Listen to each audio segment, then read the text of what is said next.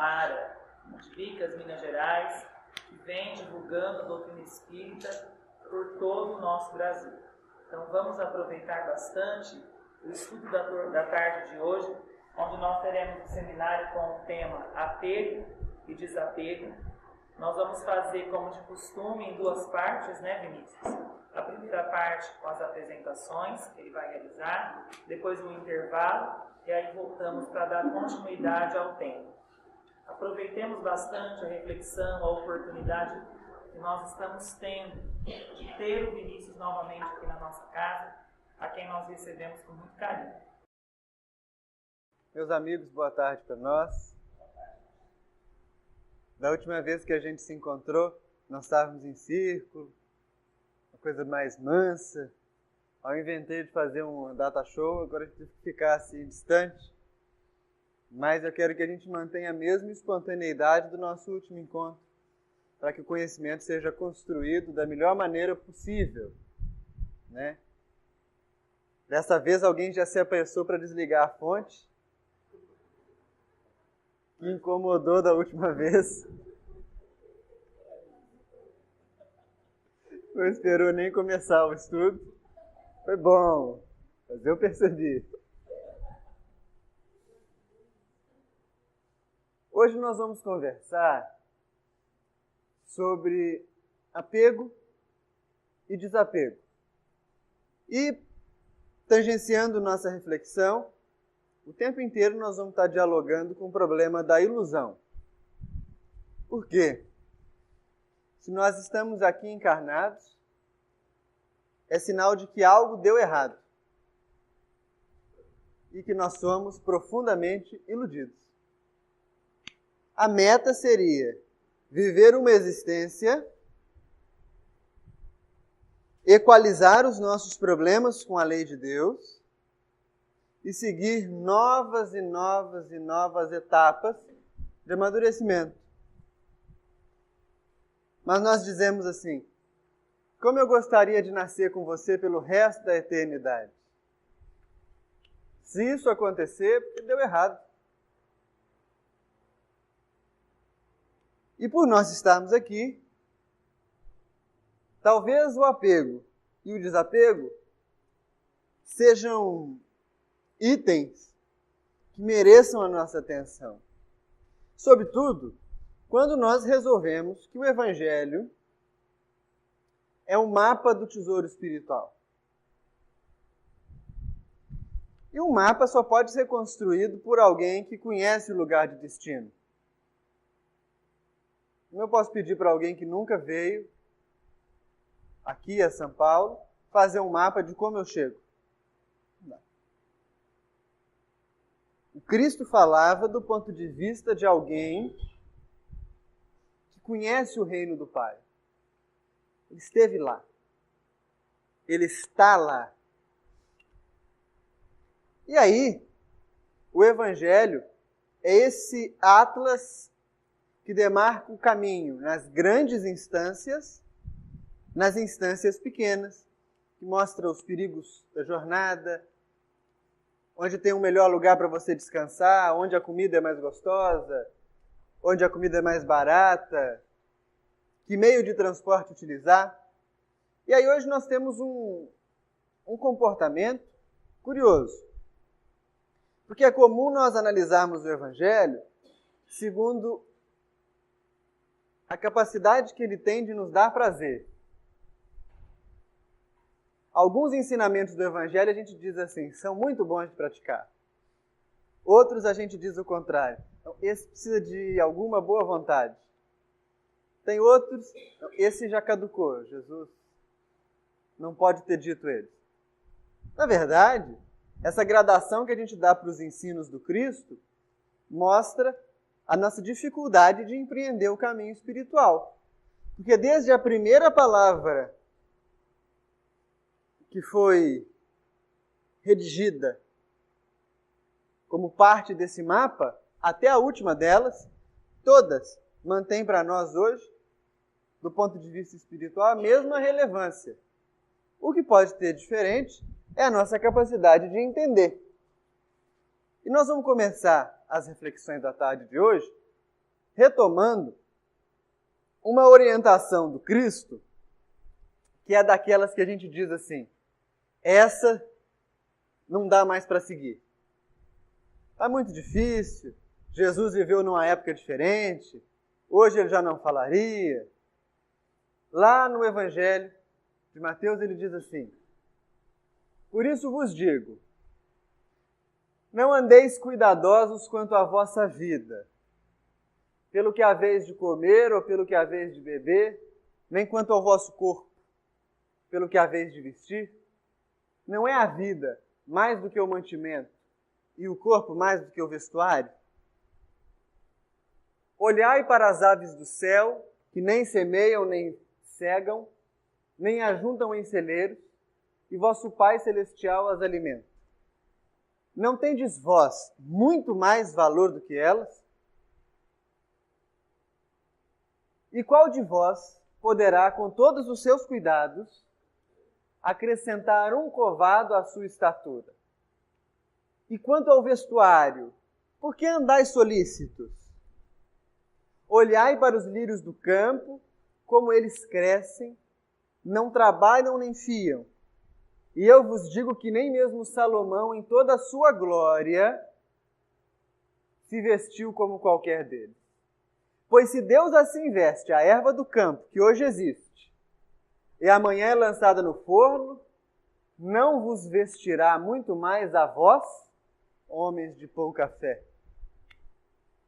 Não andeis, pois, inquietos, dizendo, que comeremos, ou que beberemos, ou com que nos vestiremos, porque todas essas coisas os gentios procuram. De certo, vosso Pai Celestial bem sabe o que necessitais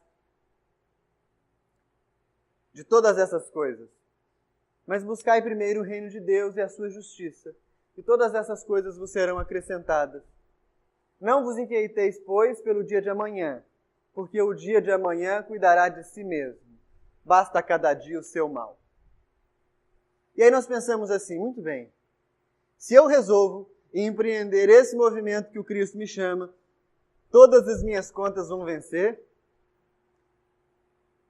Jesus não vai me mandar um cheque pelo correio,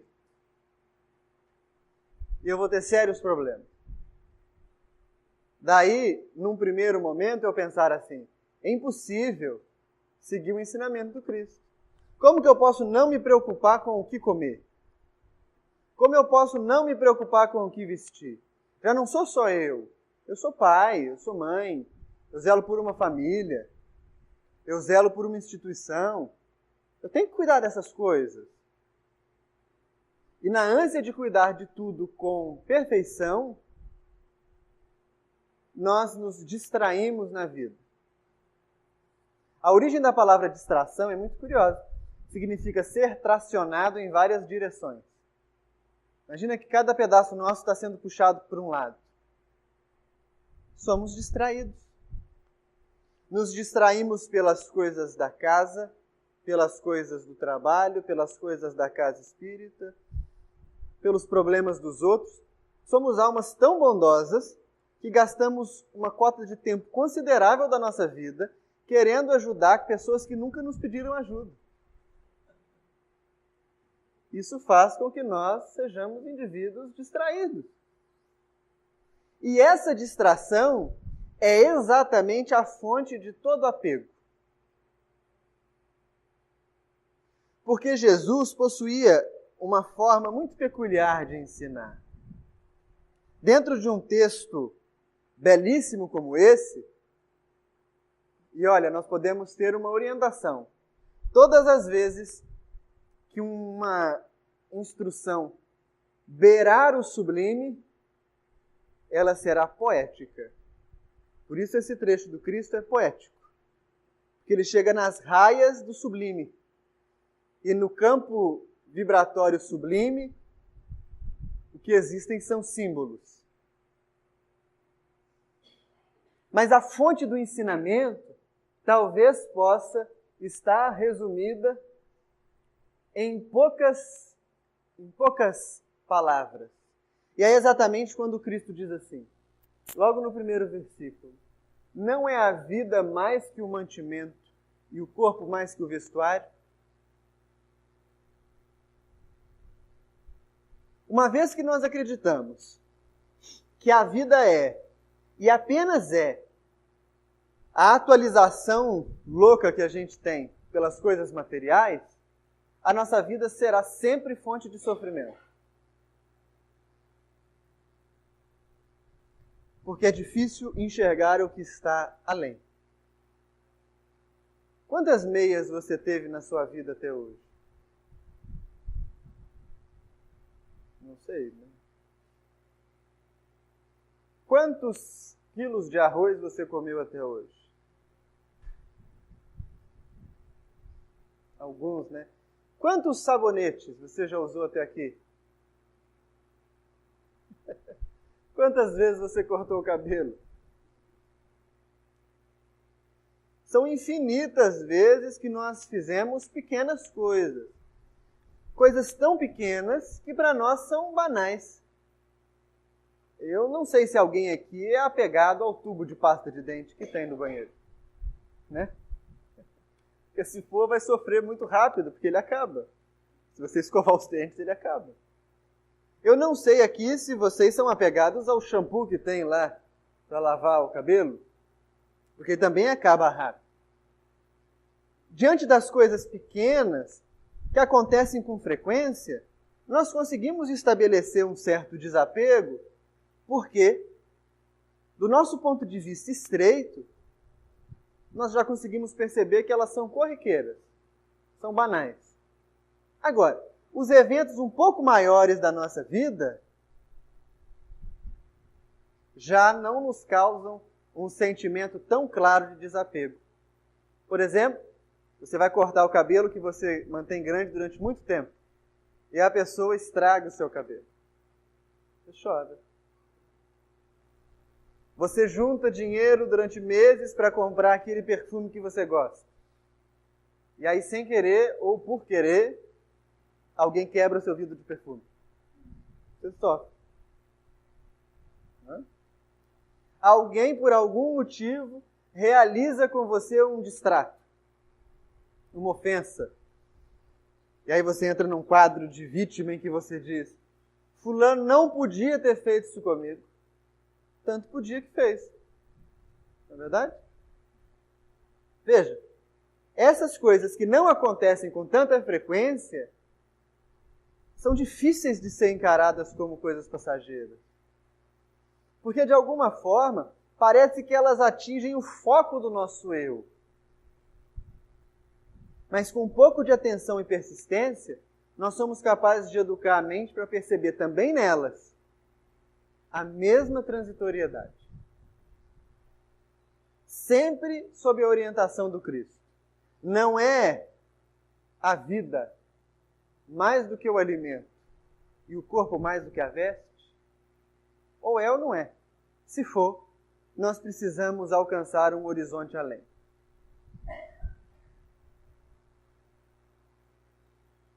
Ao longo da nossa conversa, nós vamos perceber como é que a gente acredita em coisas que são bobas. Mas a gente acredita. A gente vai ter que desconstruir isso. Olha, uma ajuda que nós vamos ter, um auxílio que nós vamos ter na caminhada, para então conseguir ver como se processa essa vida para além da forma, vai ser essa mensagem, a lei de amor, que se encontra no Evangelho segundo o Espiritismo, capítulo 12, assinada pelo Espírito Lázaro. É uma mensagem belíssima e uma mensagem que sintetiza um ensinamento espiritual muito profundo. O Espírito diz assim, falando da nossa trajetória evolutiva: no princípio, na origem, o ser só possui instintos. O que significa que nós possuímos instintos na origem? Há todo um processo, desde que nós nos desprendemos de Deus até nos tornarmos seres humanos, que precisa ser compreendido. A fagulha divina é projetada lá no mineral. No mineral, o aprendizado dessa fagulha é o aprendizado da lei de atração e repulsão. O tempo decorre, mundos se destroem e se refazem, e aquele princípio passa para o reino vegetal. No reino vegetal, ele descobre o fototropismo e o geotropismo, ou seja, ele busca a luz e busca a terra, num rudimento de relacionamento com o meio. No reino animal, ele descobre os instintos. O macho que luta pela fêmea, a fêmea que defende a prole, a demarcação de territórios, tudo isso é aprendido lá no reino animal. E no reino hominal nós aprendemos livre-arbítrio. Porém, no princípio do reino hominal, assim que a fagulha se torna homem, o que acontece? Ela está diante de um universo de ações totalmente diferente. Quando uma cadela, por exemplo, tem cria, e alguém vai mexer com a cria dela, ela não diz assim: por favor, meu amigo, não mexe com o meu filhote. Se a sua cadela fizer isso, tem algo muito errado.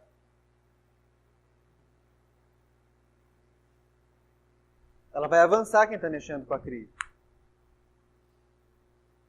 Da mesma forma, se um macho de qualquer espécie está disputando uma fêmea,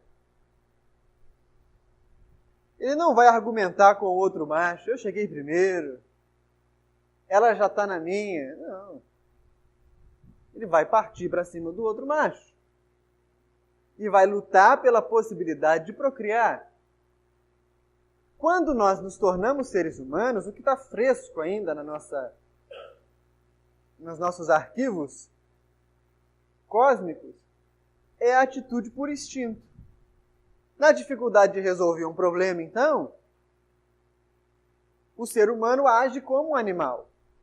É esse instinto a que Lázaro está se referindo, não aquele que Kardec aborda na Gênesis. É um instinto primitivo, inferior, a insistência do homem em agir como um animal. E esse instinto, ele é totalmente mobilizado e sempre pela busca do prazer.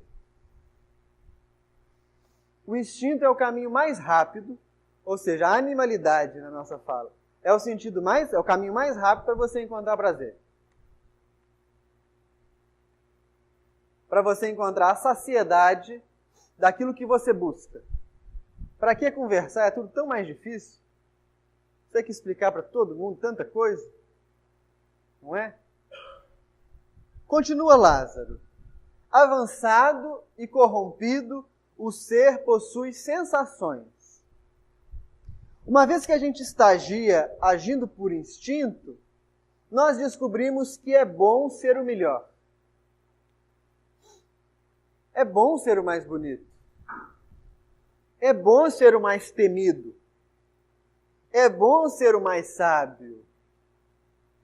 É bom ser o mais em qualquer coisa que a gente queira ser. Isso no nosso processo evolutivo desenvolve sensações em nós. Olha, Lázaro tem uma escrita precisa, cirúrgica, porque ele diz avançado e corrompido.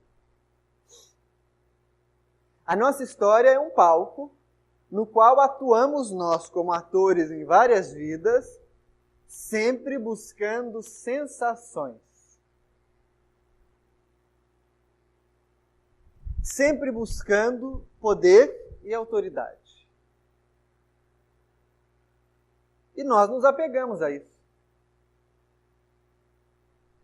Nós nos apegamos àquilo que nós achamos que somos. Né? Na próxima existência, nós não temos nem ideia de como nós seremos. Hoje vocês estão aqui encontrando o Vinícius.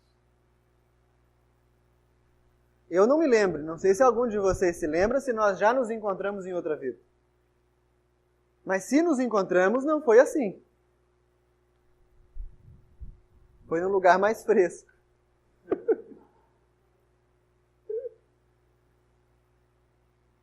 E não sei se nós vamos nos encontrar na próxima. Se tudo der certo, não vamos. Mas na próxima existência, como é que eu vou me chamar? Não sei. Posso me chamar João, Teresa, Rosa, Carlos? Não sei. Posso ter outra forma, outra genética? Posso? Não, terei. Posso nascer em outro lugar, filho de outros pais. Não é? Mas essa ilusão da sensação de poder é capaz de nos acompanhar vidas e vidas e vidas e vidas. De modo que nós só trocamos de roupa. Continuamos exatamente como éramos na última existência. Trocamos de roupa. Os desejos os mesmos, os caprichos os mesmos. Isso mostra que nós hoje estamos mais próximos do ponto de partida da nossa evolução do que do ponto de chegada. Lázaro continua. Instruído e depurado, o ser possui sentimentos. Qual é a origem do sentimento? Que tipo de instrução é essa? Alguém pode dizer, eu já li todos os livros da biblioteca da minha casa espírita, então eu estou na fase de instrução e depuração. Não. Essa instrução não é a instrução do intelecto, é a instrução da experiência. O indivíduo começa no instinto, sendo macho dominante. Na sensação, ele gosta de ser dominante.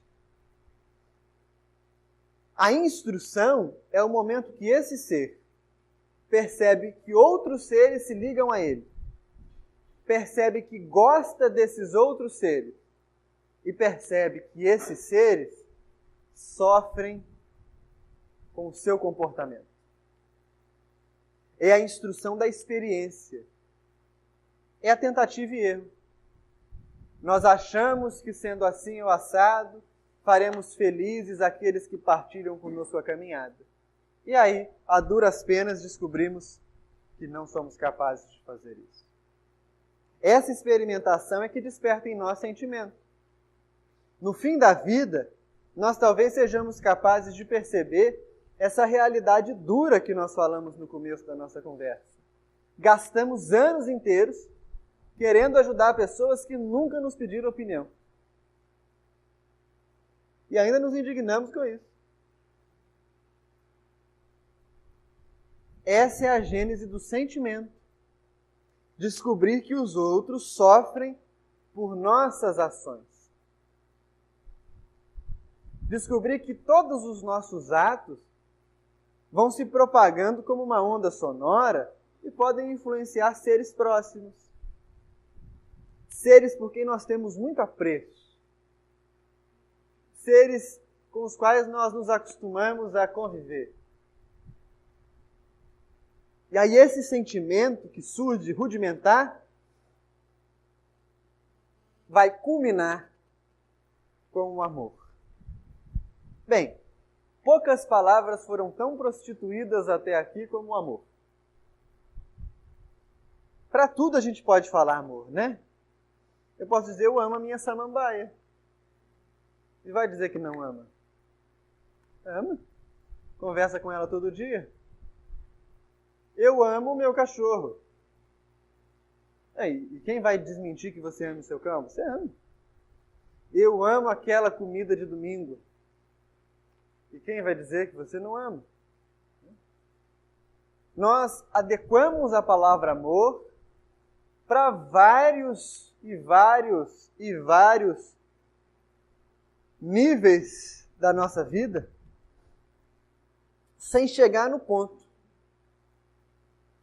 Embora o amor que você tem pela sua samambaia, pela sua feijoada, pelo seu cão, pelo seu sapato novo, seja um amor, nós não vamos discordar quanto a isso, talvez não seja bem esse amor do qual Jesus falava.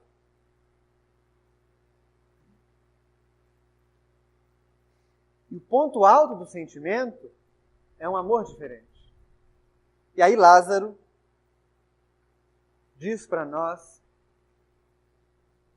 algo fundamental para a compreensão do nosso espírito.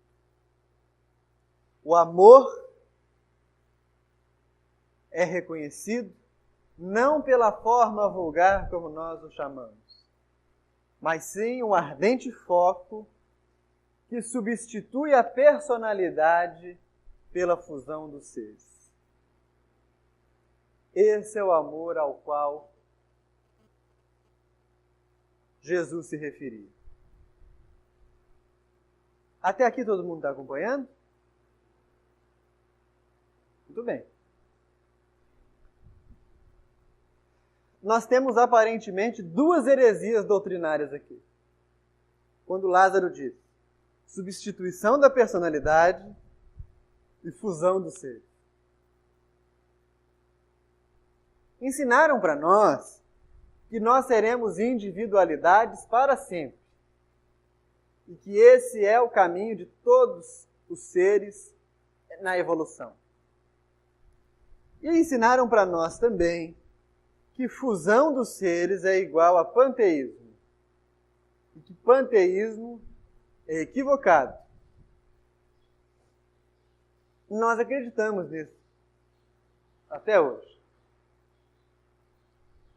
Isso que Lázaro está falando aqui está disperso em várias outras faces da nossa codificação espírita.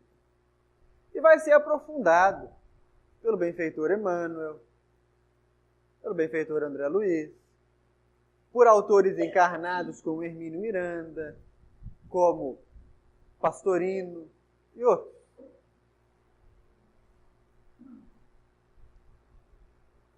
São aparentes equívocos.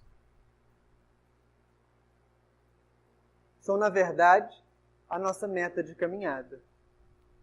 Quando nós falamos personalidade, nós não estamos nos referindo à personalidade psicológica. Talvez a gente tenha algum psicólogo aqui que vai dizer que isso não tem nada a ver com psicologia. A conceituação de personalidade que nós usamos é a personalidade segundo o espiritualismo e o espiritismo. A personalidade é aquilo em nós que tem data de fabricação e data de validade. Isso é a personalidade. O Vinícius nasceu filho de um casal. E aí, numa cidadezinha muito pequena no interior de Minas, chamada Bicas. Nessa cidadezinha, o Vinícius conviveu com alguns parentes, estudou numa escola primária, estudou numa escola de ensino fundamental, estudou numa escola de ensino médio, se formou, se casou, conheceu o espiritismo no meio do caminho. Cada uma dessas inumeráveis pessoas que passaram pela trajetória do Vinícius compuseram a sua personalidade, compuseram o que ele é hoje. Então uns vão dizer assim, ele tem o jeito do pai dele. Outros vão dizer, conviveu muito com tal amigo e hoje usa expressões que esse amigo usava. Alguns ainda vão dizer, não, a escola que ele estudou, ou o curso superior que ele fez, tem aquela característica. Isso ajudou a moldar a personalidade do Vinícius. Cada um aqui teve uma trajetória completamente diferente da minha. E cada um compôs na sua trajetória isso que nós chamamos de personalidade. Quando o corpo padecer, o corpo físico, nós vamos manter essa mesma personalidade por algum tempo. Talvez alguns anos, algumas dezenas de anos, algumas centenas de anos, mas no momento que nós reencarnarmos, é como se nós passássemos uma borracha nessa personalidade. Outra forma, outra cidade, outra família, outras experiências, outras pessoas. Portanto, a personalidade, quando muito, acompanha a gente durante 200 anos.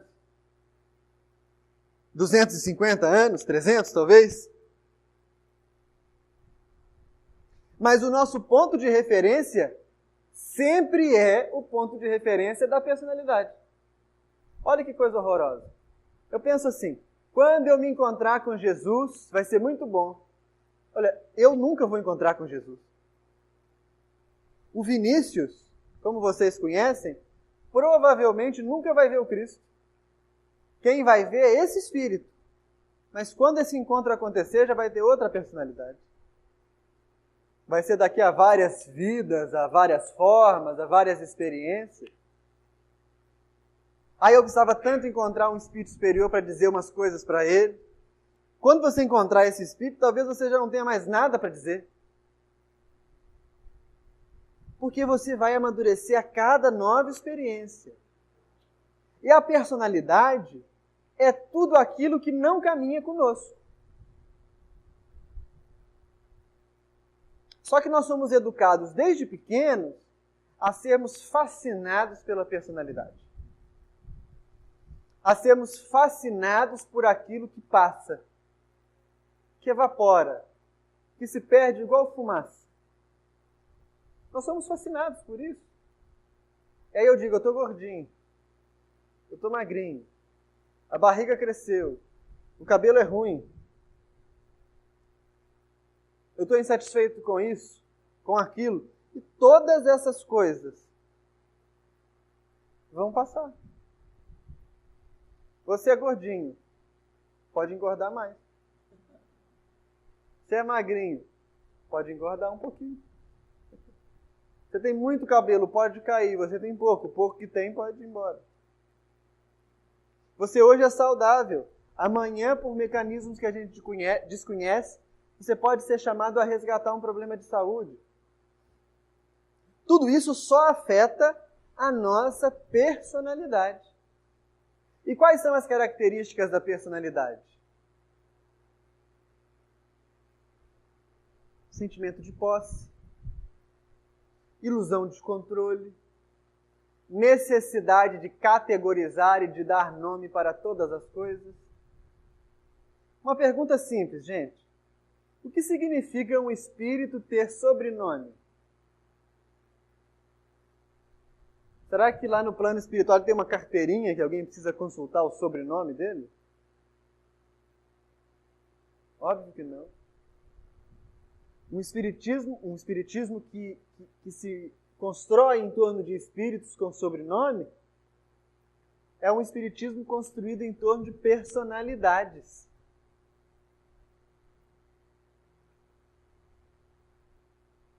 O que significa um espírito no outro plano ter profissão?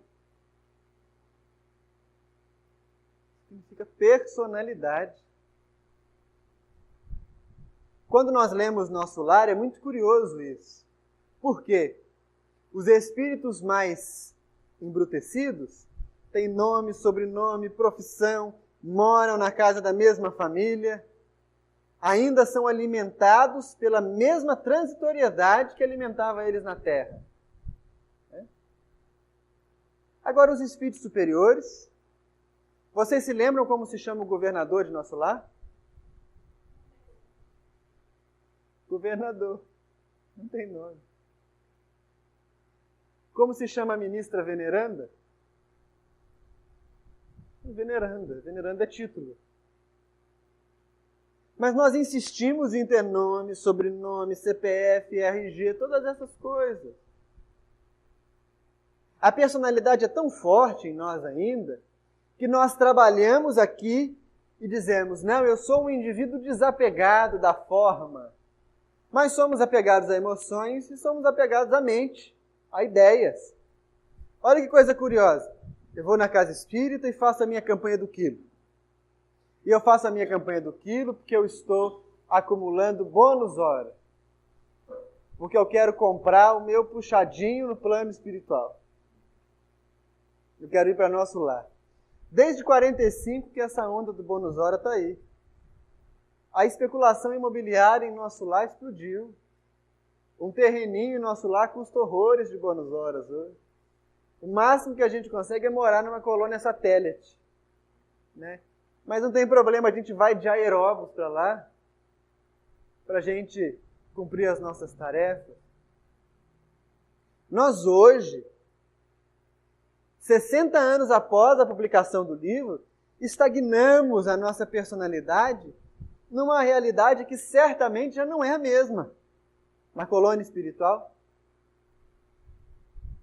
Nós estagnamos a nossa maneira de entender a realidade pautada por aquilo que tem data de fabricação e data de validade.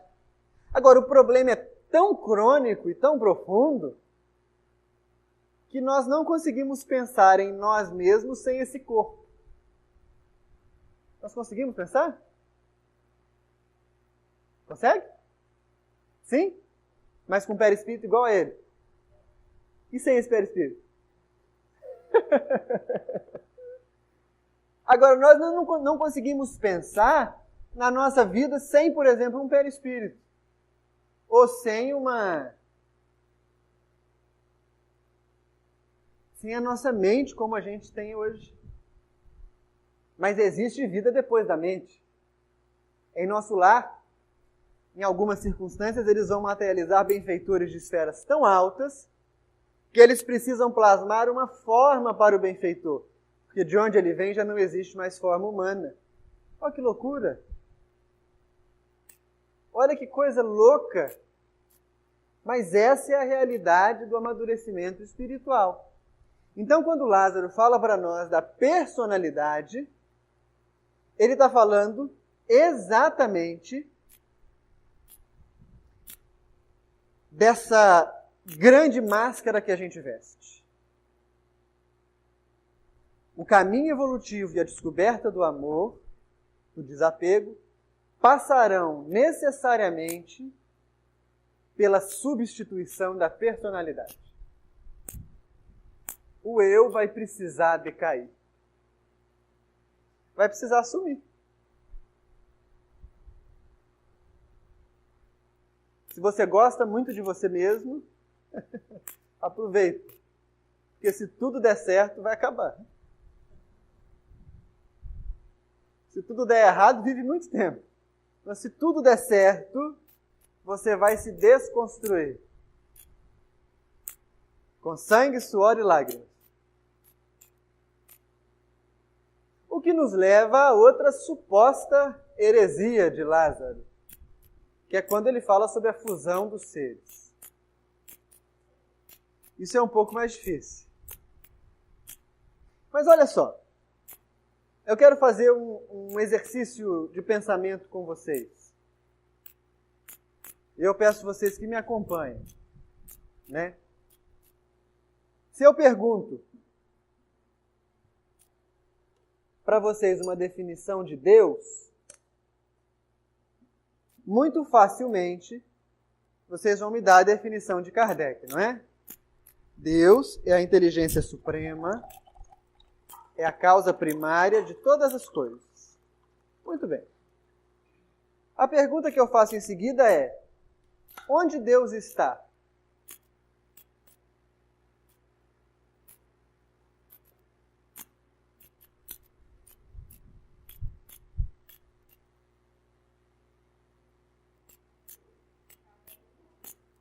Em cada um. Eu não ouvi o que você falou. Em todos os lugares? Sim. Em todos os lugares, em cada um, né? Em todos os lugares engloba cada um de nós. Onde Deus não está?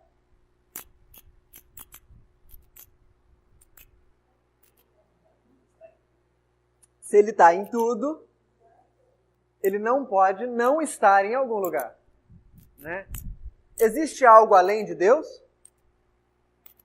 Tudo está em Deus? Deus cria a partir de quê?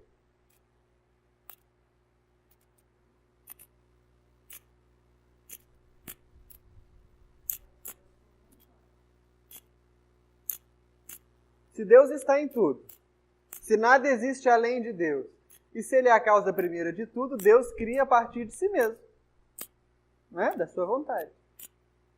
Vejam bem, vocês estão acompanhando? Se Deus cria a partir de si, e Deus é perfeito, tudo que Ele cria é perfeito. Por que nós não somos perfeitos?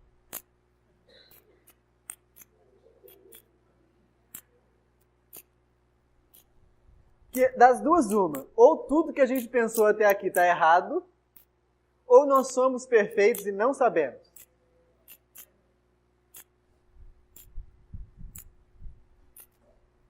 Bem, tudo indica que nós somos perfeitos, mas não sabemos. Ninguém contou para nós. Ou melhor, quem contou, nós não demos atenção. Jesus diz assim, vós sois Deus. Ele não diz que nós seremos um dia, se nós fizermos tudo certinho, nós um dia vamos chegar a ser Deus. Ele disse, olha, vocês são deuses. Só que desde o momento em que o instinto domina, nós passamos a depositar a nossa consciência naquilo que é transitório e tiramos a nossa consciência daquilo que é divino. Nesse processo, o que acontece? Deus está acima das dualidades. Deus está acima de bem e mal. Deus está acima de certo e errado. Por que Deus mandou o tsunami? Deus está acima de certo e errado, de bom e mal. Deus é. E a nossa mente pode viver nesse nível superior. Mas nós criamos tantos ganchos que nos distendem a atenção aqui, que temos certeza que esse mundo é o mundo verdadeiro, que temos certeza que a nossa vida aqui é a vida verdadeira, e que temos certeza que fora daqui a vida vai ser igual a essa melhorada. Criamos padrões materiais para a nossa dualidade. E aí não reconhecemos a perfeição. Não reconhecemos que o plano divino se manifesta para nós o tempo todo. Enquanto a sua vida vai bem e você tem sucesso, é Deus que te conduz. No momento que um problema aparece, não é mais? Por quê? No momento que a saúde vai bem, é Deus que te ampara. Aí a saúde vai mal, você pergunta, Deus, o que é que eu fiz? Deus diz nada. Como você também não estava fazendo nada antes. E aí nós dizemos assim, eu vou na casa espírita, Senhor. Eu dou cesta básica todo Natal. Gente, a realidade é cruel. Deus criou o universo. Ele não precisa da sua cesta básica. Quem precisa dela é você. Na nossa ânsia por querer controlar Deus, por querer controlar o plano divino, nós nos separamos do plano divino. E essa é a separação que causa sofrimento. Eu não me lembro se da última vez que nós conversamos, nós chegamos a falar sobre Jonas e a baleia, não é? Mas nós repetimos a alegoria que cabe no momento. A vontade de Deus, ela é soberana na nossa vida.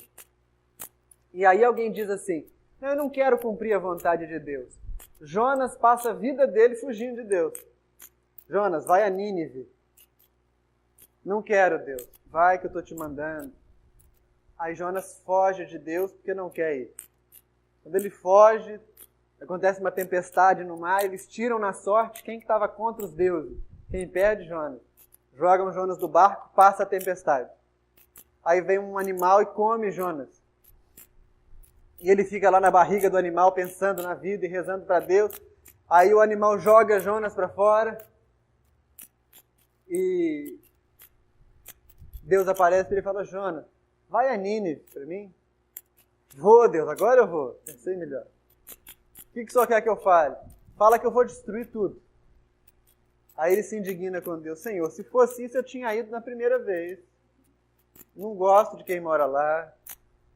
Eu devia ser mais explícito. Aí Jonas vai. Fala que Deus vai destruir.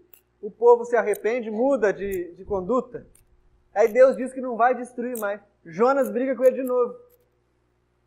Somos nós. Somos nós. À medida que nós conseguimos imergir a nossa consciência no plano divino, o que acontece? O fim da nossa individualidade. Porque todo pensamento passa a ser um pensamento harmônico. Passa a ser um pensamento coletivo. Não faz sentido mesmo pensar que eu devo mais amor a mim do que a outro ser. Se nós somos feitos da mesma matéria, somos animados pela mesma força, somos filhos do mesmo Pai e almejamos o mesmo fim, eu sou exatamente igual ao outro. Só que o nosso ego grita lá em cima. Não, mas eu preciso me cuidar. Se eu não me cuidar, ninguém cuida de mim. E a gente cria um movimento espiritual totalmente autoajuda. Nada contra a autoajuda. Mas o Espiritismo pode mais. No ponto de vista que ele nos mostra, radicalmente, a nossa necessidade de existir para tornar os outros seres felizes. Pudesseis ter por doce ocupação tornar felizes os outros. Olha, poesia. Que vai nas raias do sublime. Nós existimos para destruir barreiras. Para desconstruir essa mente conceitual que precisa ser diferente do outro, que precisa ser melhor que o outro, que precisa ser mais bonito que o outro. E uma vez que o amor surge, anula a personalidade, ele automaticamente funde os seres. Não que eu serei exatamente o mesmo que o outro. Isso no futuro. Mas também é objetivo de outro seminário. O que nós queremos dizer agora, nesse momento, é que nós seremos para a nossa vida da mesma forma que nós somos para a vida dos outros. No futuro, o que nos espera?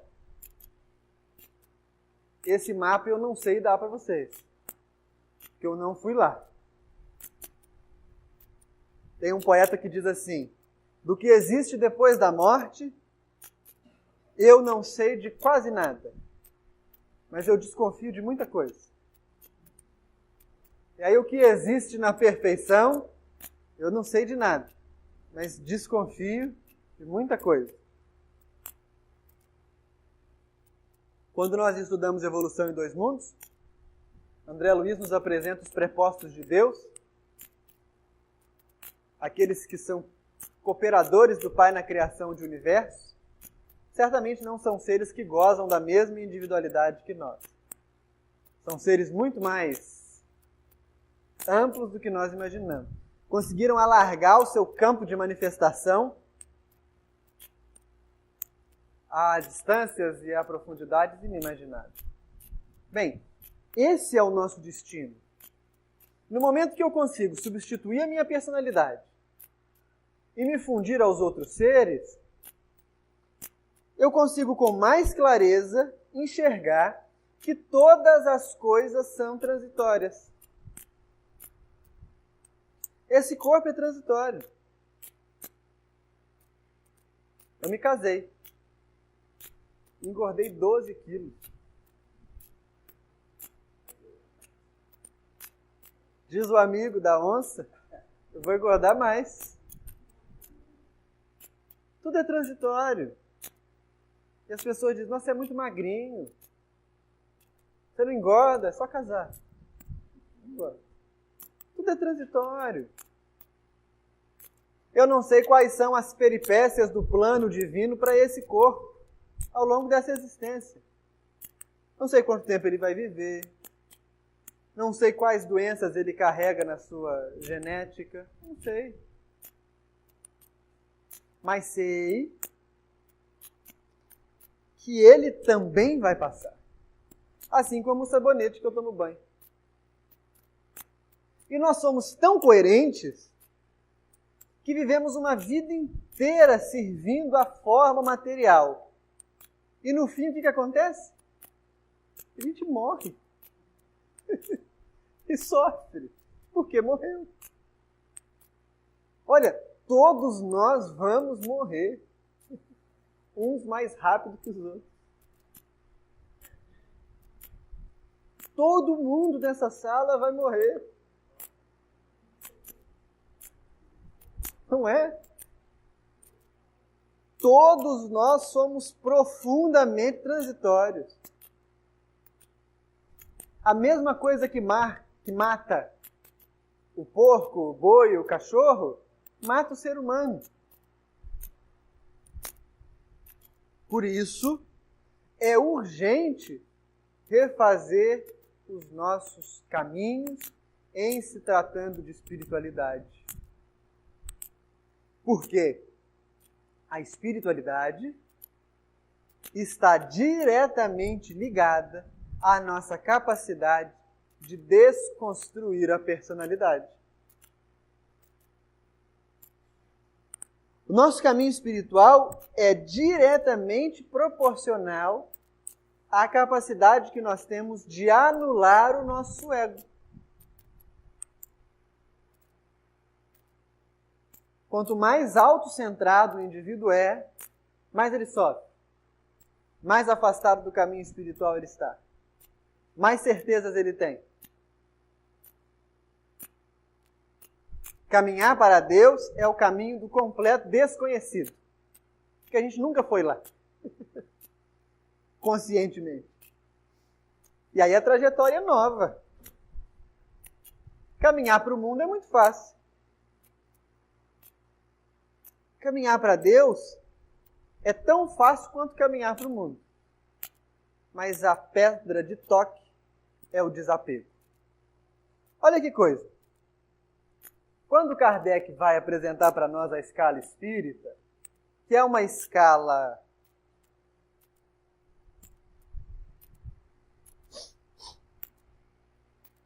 didática, é uma escala pedagógica, o que ele está nos mostrando, em última análise, são os graus de identidade do ser com a matéria.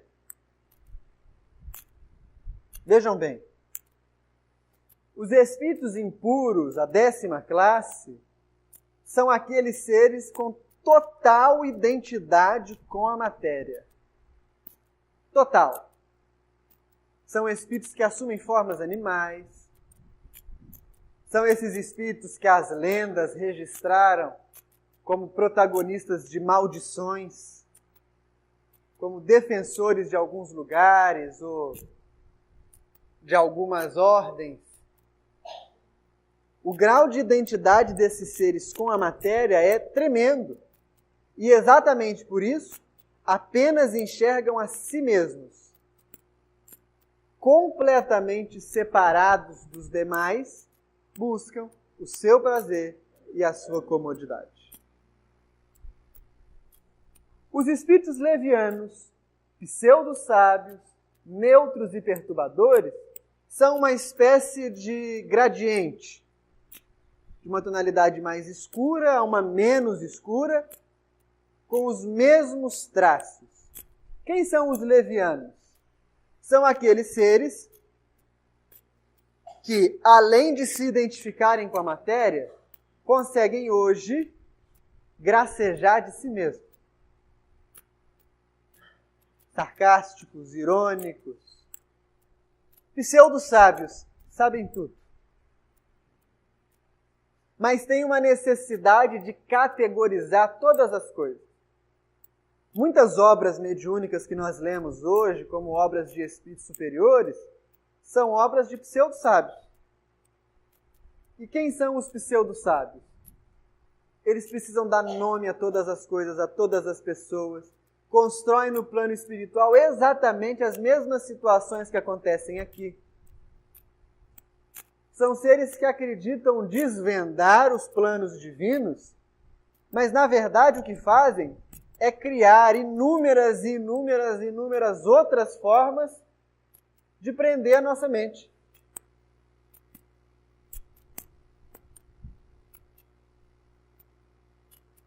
Uma vez, um companheiro me disse que estava fazendo reuniões na casa espírita para questionar os espíritos sobre questões que tinham ficado em aberto na obra de André Luiz.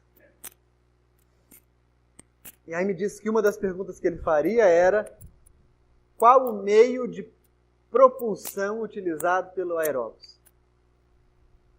Certamente quem vai responder ele é um pseudo-sábio. Ele próprio é um pseudo-sábio. Porque informação como essa é completamente inútil. Se Deus quiser, quando eu chegar na colônia, nem tem aeróbus mais. Já vai ter mudado o meio de transporte. Ou não vai precisar de meio de transporte.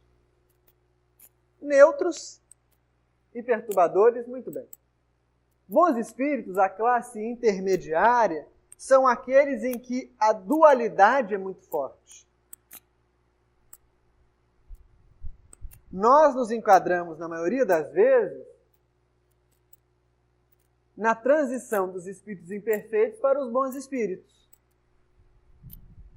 Porque nós já acreditamos na existência de um mundo espiritual, já lidamos bem com esse mundo espiritual, já compreendemos a maneira como esse mundo vive à nossa volta, mas funcionamos qual um pêndulo.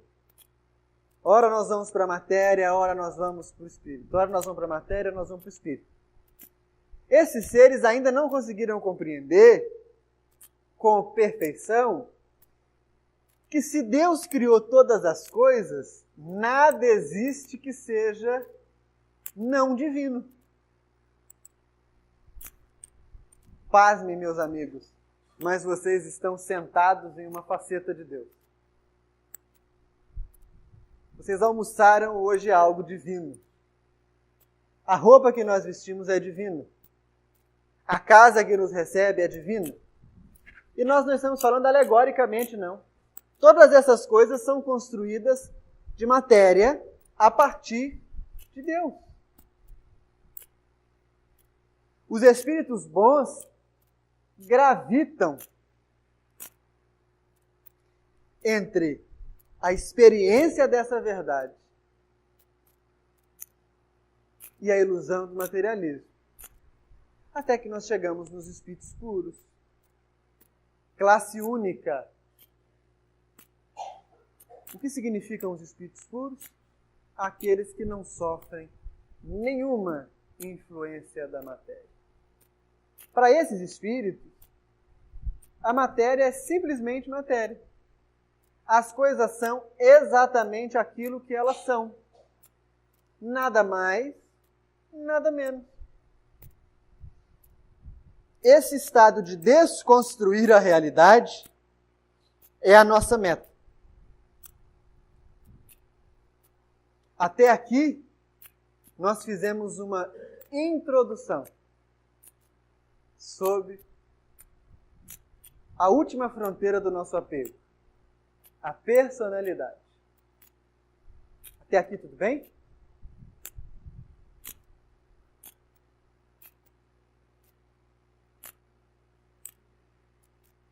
Talvez. Até aqui, nós construímos uma base. No segundo momento do nosso estudo, nós vamos abordar como lidar com a personalidade.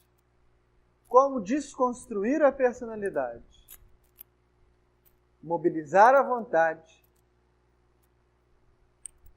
e desapegar de alguma coisa. Então, vamos fazer um intervalinho de 15, 20 minutinhos e a gente volta, pode ser?